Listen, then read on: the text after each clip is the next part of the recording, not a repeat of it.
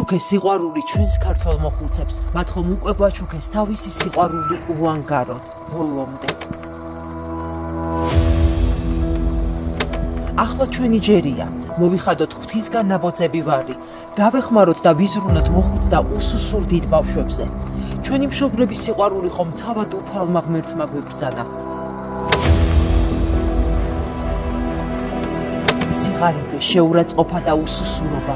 ნუ თუ ეს არის დღეს საქართველოში ხანში შესული ადამიანის ცხოვრება. სახლის უნდა დაინგრეს. აუბედურებული ზივა. Ული ხანია, მიგახიჯდა. დავშადა. არა. ρίმა არანია.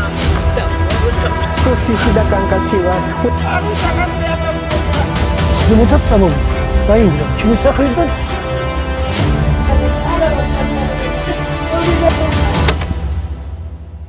დაგვეხმარეთ, რომ მოხუცი ადამიანების ცხოვრება გავაუმჯობესოთ, მივცეთ ის, რასაც იმსახურებენ, სიყვარული და პატივის ზემა.